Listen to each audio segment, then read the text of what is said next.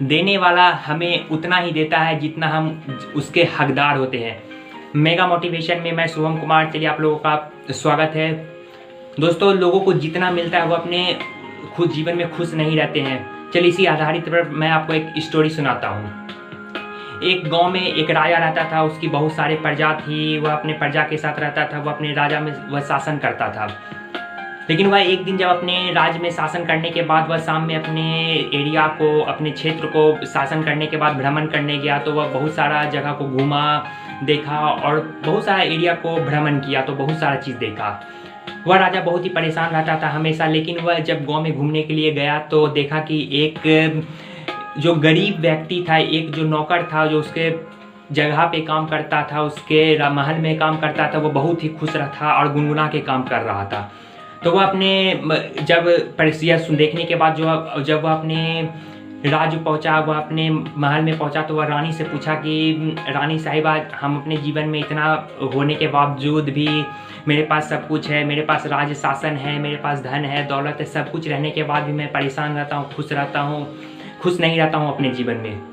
लेकिन वो जो नौकर है, जो मेरे महल में एक नौकर का काम करता है, वह थोड़ी सी नौकरी करके इतना खुश रहता है, वह गुनगुना के काम करता है, हमेशा खुश रहता है, वह ऐसा क्यों होता है? तो रानी साहिबा ने कहा, राजा साहब ये 99 के फेर में नहीं है। राजा साहब ने कहा, ये 99 का फेर क्या होता है?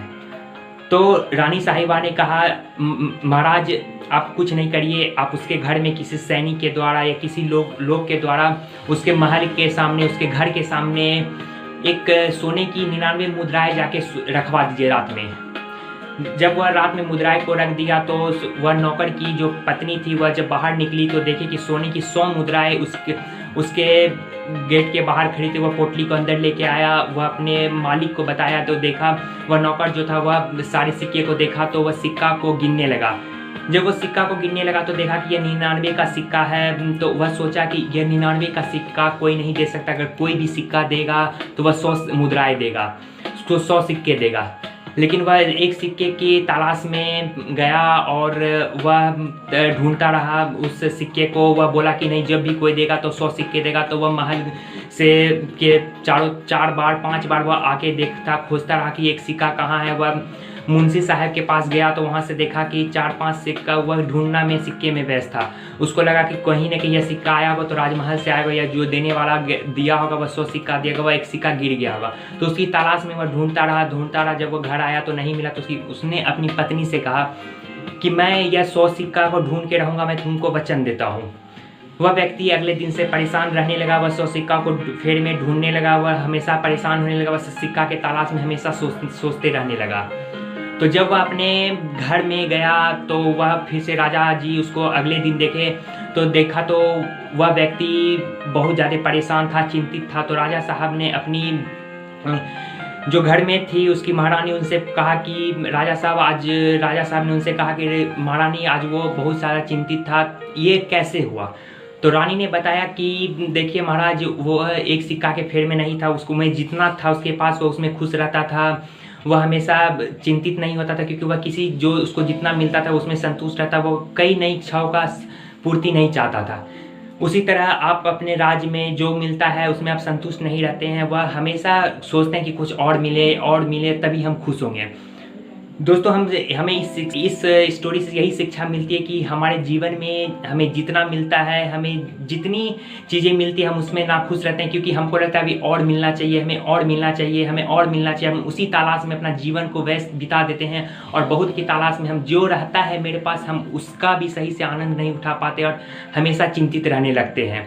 इसलिए मैं आप लोगों से कहना चाहूँगा कि गॉड जो भी देता है हमें पूर्ति 99% ही देता है, वह 100% किसी को कुछ भी नहीं देता है।